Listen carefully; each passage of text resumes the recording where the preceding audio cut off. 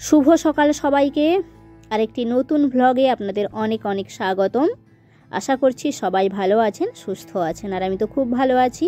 এখন বাজে সকাল 10টা, এখন থেকে ভ্লগটা শুরু করলাম। পুজো পাঠ শেষ করে চা নিয়ে বসলাম, মুড়ি খাওয়া হয়ে গেছে। আর আপনারা আমার ভিডিওটা সম্পূর্ণ দেখতে থাকুন, আশা করছি ভালো লাগবে। ভালো লাগলে চ্যানেলটা সাবস্ক্রাইব করে পাশে থাকবেন, লাইক কমেন্ট শেয়ার করে দেবেন।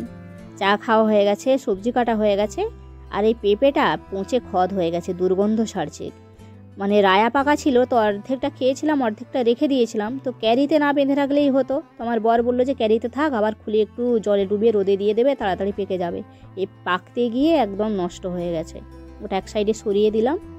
আর এই মাদুর দুটো কিনেছিলাম, কেনার সময় যিনি বিক্রি করেছিলেন তিনি বলেছিলেন যে এই কাঁচা কাঠির মাদুর তো মাঝে মধ্যে রোদে দিও। তো দুবার রোদে দিয়েছিলাম, আজকেও দেখলাম কেমন স্যাঁতস্যাঁত করছে, তাই রোদটা ভালো বেরিয়েছে দেখে একটু রোদে দিয়ে দিলাম।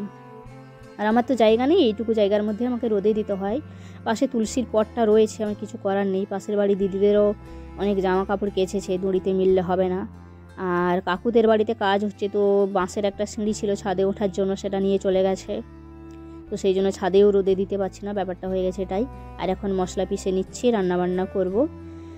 আর একটা কথা বলি আপনাদেরকে, যে প্লাস্টিকের ব্যাগ, ক্যারি ব্যাগগুলো এখন আমার জীবনে অমূল্য সম্পদ হয়ে দাঁড়িয়েছে, জানেন তো। কোন জিনিসটা কখন যে কার কাছে অমূল্য সম্পদ হয়ে দাঁড়ায় সেটা সময় না এলে বোঝা যায় না। সময় ঠিক করে দেয় কোন জিনিসটা আমাদের জীবনের অমূল্য হয়ে দাঁড়ায়। অমূল্য মানে মূল্যহীন নয়, কিন্তু অমূল্য মানে যেটা পয়সায় দিয়েও কেনা যায় না, এরকম যে অর্থটা দাঁড়ায় সেটাই। এই প্লাস্টিকের ব্যাগগুলো আমার জীবনের অমূল্য সম্পদ হয়েছে এই কারণে বললাম। আগে কী করতাম, প্লাস্টিকের প্যাকেটগুলো উনানে পুড়ে দিতাম অপ্রয়োজনেই, যেহেতু পরিবেশ নষ্ট হবে, দূষিত হবে, সেই জন্য হয় উনানে পুড়ে দিতাম, নাহলে অনেকগুলো জমা হয়ে গেলে আগুন ধরিয়ে দিতাম। দেখুন ম্যাচেসের মানে লাইটারটা জ্বলছে না, এখন ঠাকুরঘর থেকে আমাকে দেশলাই এনে জ্বালাতে হবে উনান। হ্যাঁ, যেটা বলছিলাম যে ক্যারি প্যাকেটগুলো ওইভাবে ফেলে দেওয়া হতো। আবার কি করতাম মাঝে মাঝে, যে সব সময় উনানে পুড়ে দেওয়া হতো বা জমা করে আগুন লাগানো হতো তা কিন্তু না। আমাদের যেহেতু গ্রামাঞ্চলে পুকুর ডোবা অনেক রয়েছে, কী করতাম মাঝে মাঝে পুকুর ডোবাতেও ফেলে দিতাম। তো এটা হয়েছে মানে ব্যাপার। কিন্তু এখন এই ক্যারিগুলো অমূল্য সম্পদ হয়েছে কারণ উনান জ্বালানোর জন্য। আগে কী করতাম, কেরোসিন তেল দিয়ে উনান জ্বালাতাম। রেশনে যখন দিত কেরোসিন তেল, তো ওই ঘুঁটা ছাইয়ের উপরে একটু তেল দিয়ে মানে আগুন জ্বেলে ঘুঁটা দিয়ে দিলে এভাবে জ্বলে যেত।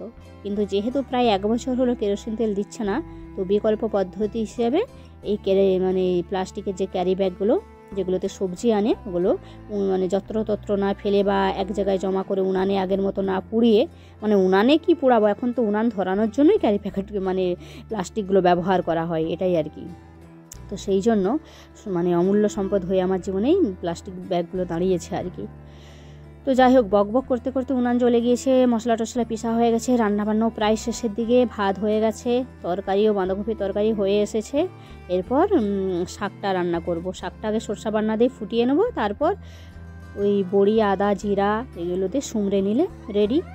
তো শাকটাও হয়ে গেছে, এখন নামিয়ে নেব, রান্নাঘরটা গোছগাছ করে এরপর খাওয়া দাওয়া শুরু করব। তো আমার বড় চলে এসেছে, তো এই যে এখন সুমড়ে নিচ্ছি।